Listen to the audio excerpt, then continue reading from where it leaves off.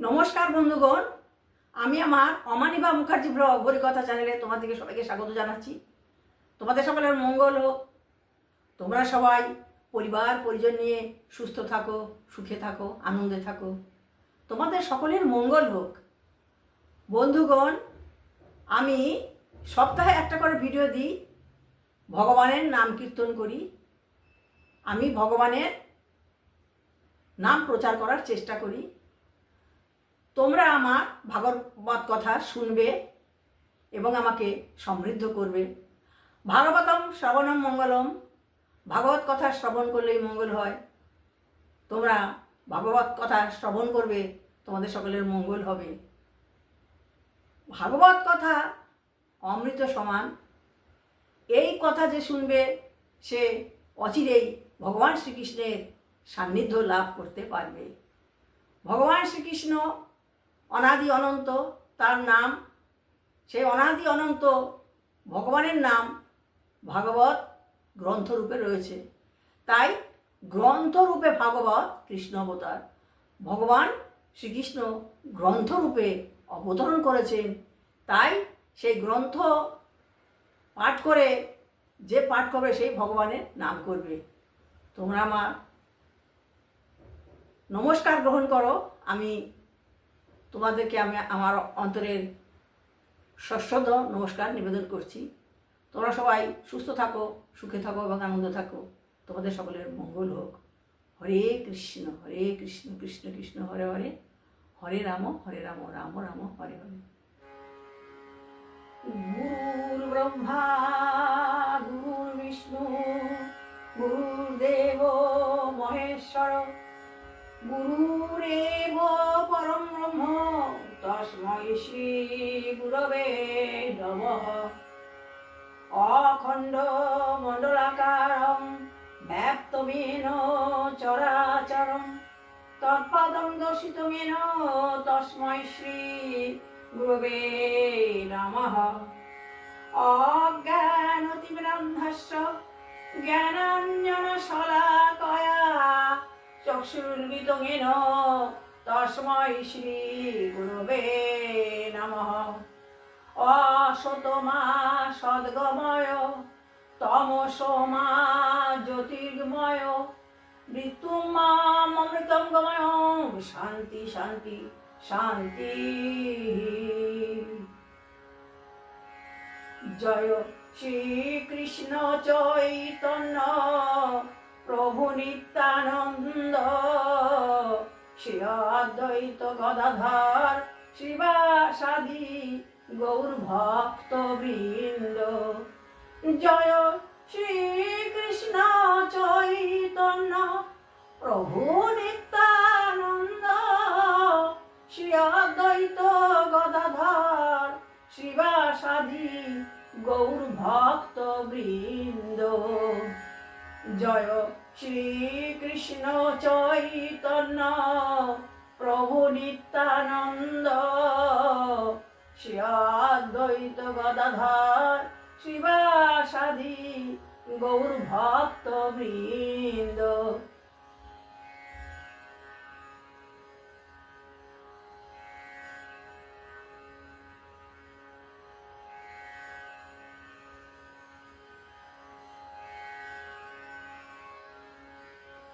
হরে কৃষ্ণ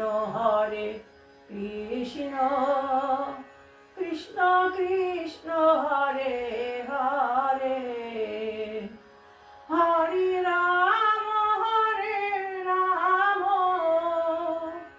রাম রাম হরে হরে, হরে কৃষ্ণ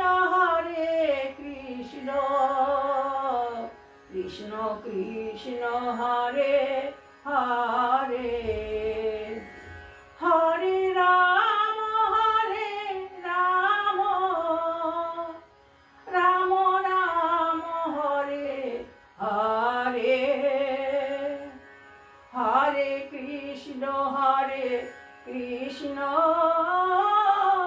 কৃষ্ণ কৃষ্ণ হরে হরে, হরে রাম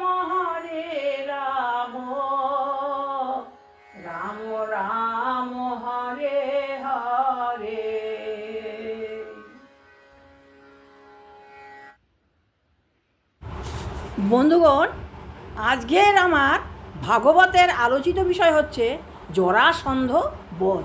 মগধরাজ জরাসন্ধ সমস্ত রাজাদের নির্বিচারে তার বন্দি করেছেন, সেই কাহিনী আমি আজকে বর্ণনা করব এবং কিভাবে জরাসন্ধকে বধ করা হয়েছিল সেই কাহিনী আমি তোমাদের কাছে বর্ণনা করব।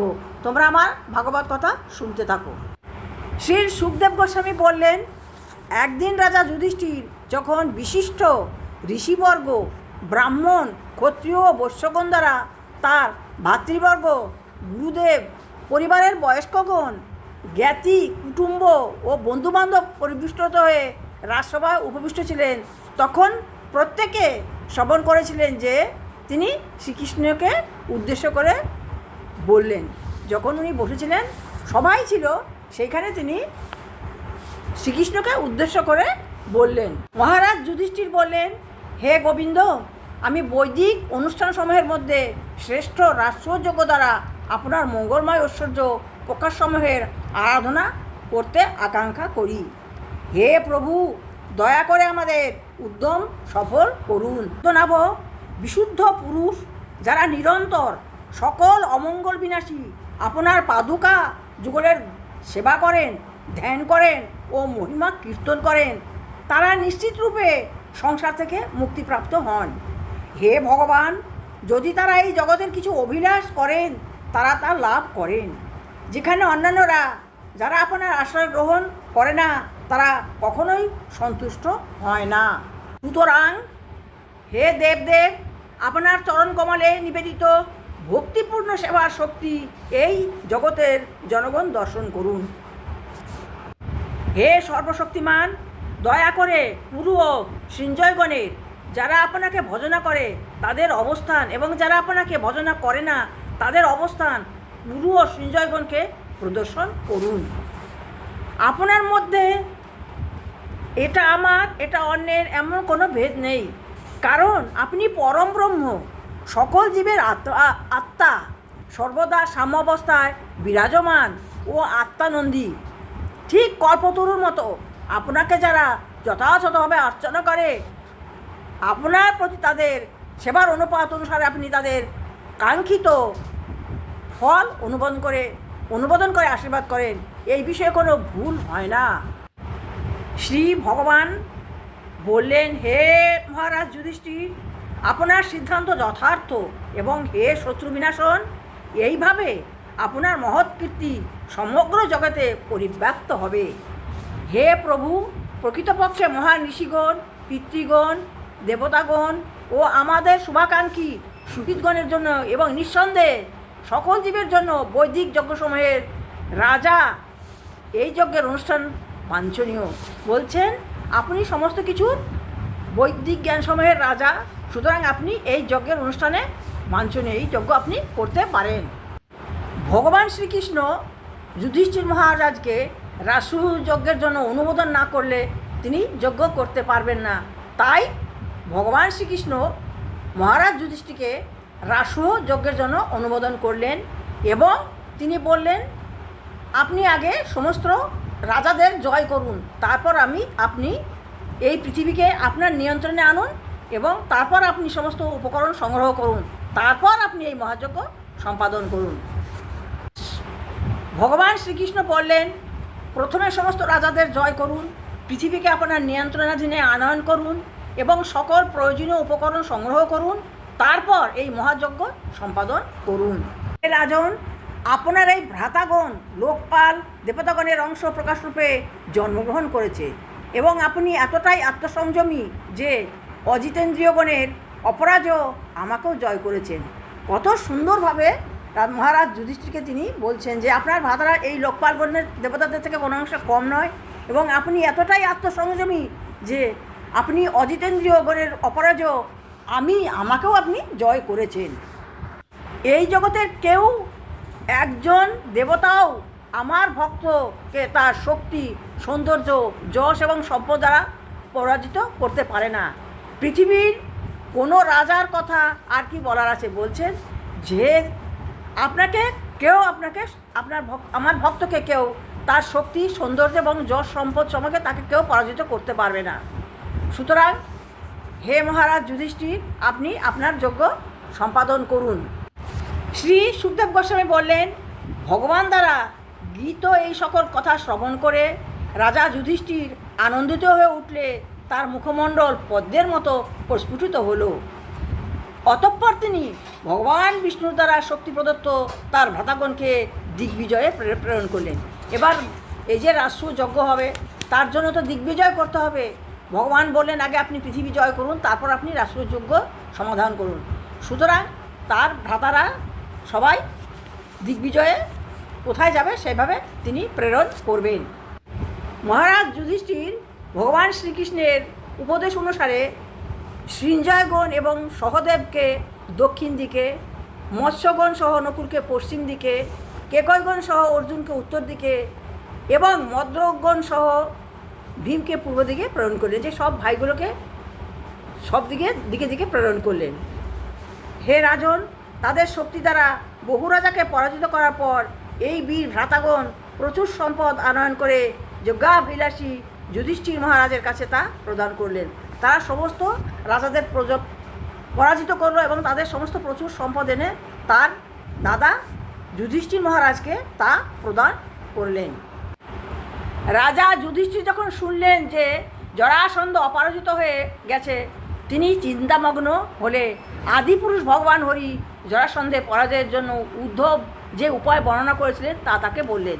সবাইকে পরাজিত করলো, কিন্তু মগধরাজ জরাসন্ধকে পরাজিত করতে পারল না। সেই জন্য মহারাজ যুধিষ্ঠির প্রচণ্ড উদ্বিগ্ন হয়েছিলেন। সেই কথা শ্রবণ করে ভগবান হরি যুধিষ্ঠিরকে বললেন যে উদ্ধব যে উপায় বর্ণনা করেছিলেন সেই উপায় অবলম্বন করতে হবে। প্রথমেই বলা হয়েছিল যে কেউ জরাসন্ধকে পরাজিত করতে পারবে না।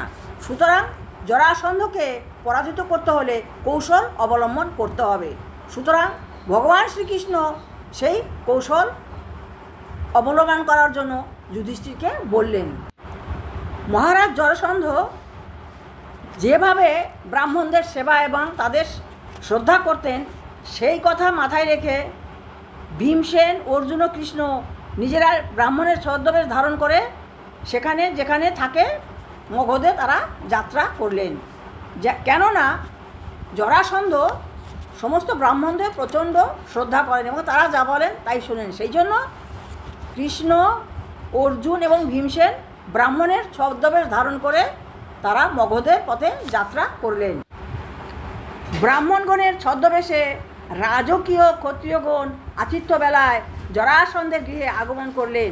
তারা কী করলো, ওই ছদ্মবেশে গিয়ে জরাসন্ধের গৃহে গেল এবং সেখানে তারা উপস্থিত হলো। যে বিশেষত ব্রাহ্মণ শ্রেণীর প্রতি শ্রদ্ধাশীল সেই কর্তব্যপরায়ণ গৃহমেদির কাছে তারা তাদের প্রার্থনা নিবেদন করলেন। তারা সেখানে গিয়ে তাকে যেই গৃহমেদির কাছে তাদের কী কর্তব্য সেগুলো তারা নিবেদন করলেন। শ্রীকৃষ্ণ, অর্জুন ও ভীম বললেন, হে রাজন, বহুদূর থেকে আগত আমাদের আপনার দরিদ্র অতিথি বলে জানুন। বলছে, আমরা অনেক দূর থেকে এসেছি, আমরা ব্রাহ্মণ এবং আমরা দরিদ্র, আমরা অতিথি, আমরা আপনার সকল মঙ্গল কামনা করি, আমরা আপনার সমস্ত মঙ্গল কামনা করি। দয়া করে আমাদের যে আকাঙ্ক্ষা তা অনুমোদন করুন।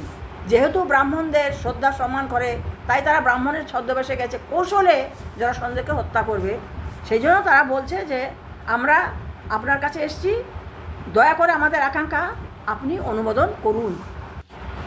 আমরা জানতে চাই আপনি সহিষ্ণু না, সব কিছু সহ্য করতে পারেন কি না, আপনি খল কি না, আপনি দানশীল কি না, আপনি সকলের প্রতি সমদর্শী কি না, সেটা আমরা আপনার কাছে জানতে চাই। আপনি আমাদের সমস্ত কথা শ্রবণ করুন এবং আমরা যা চাইছি তা অনুমোদন করুন। যে সমর্থ হয়েও তার অনিত্য দেহ দ্বারা মহান সাধুগণের কীর্তনীয় যশ অর্জন করতে ব্যর্থ হয়, সে নিন্দা ও অনুশোচনার যোগ্য হয়। হরিশ্চন্দ্র, রন্তিদেব, পুঞ্ছবৃত্তি, মুদ্গল, শিবি, বলি, পুরাণের ব্যাধ, কপট এবং আরও অনেকে অনিত্য দেহ দ্বারা নিত্যতা প্রাপ্ত হয়েছেন। বন্ধুগণ, আমি আমার ভাগবত কথা এখানে শেষ করছি। পরবর্তী অংশ পরবর্তী ভিডিওতে বর্ণনা করব। এখানে ভগবান শ্রীকৃষ্ণ, অর্জুন এবং ভীমসেন ব্রাহ্মণের ছদ্মবেশে গেছেন জরাসন্ধের রাজ্যে এবং জরাসন্ধকে তারা তাদের বলছেন যে আমরা ব্রাহ্মণ, আমরা যা চাই আপনি আমাদেরকে তা দান করুন, এইভাবে বলছেন। তখন তারপরে কি হলো সেই ঘটনা আমি পরবর্তী ভিডিওতে বর্ণনা করব। তোমরা আমার ভিডিওটা শ্রবণ করবে এবং আমাকে সমৃদ্ধ করবে। ভাগবত কথা অমৃত অনন্ত। তোমরা যদি আমার ভাগবত কথা শোনো তোমাদের মঙ্গল হবে, তোমরা যশ লাভ করবে, তোমরা পৃথিবীতে অমর হবে। আমি সনাতন ধর্ম অবলম্বী এবং আমি তাই ভগবানের নাম প্রচার করার চেষ্টা করি। তোমরা আমাকে এই ভাগবত কথা শুনে আমাকে সমৃদ্ধ করবে এবং আমার সঙ্গে থাকবে। তোমাদের কাছে আমি এই প্রার্থনা করি, তোমাদের সকলের মঙ্গল হোক, তোমরা সব পুত্র পরিজন নিয়ে সুখে থাকো, শান্তিতে থাকো এবং আনন্দে থাকো, এই কামনা করি। ভগবান শ্রীকৃষ্ণ তোমাদের সদা সর্বদা রক্ষা করুন। ওম তৎসৎ, ওম তৎসৎ, ওম তৎসৎ।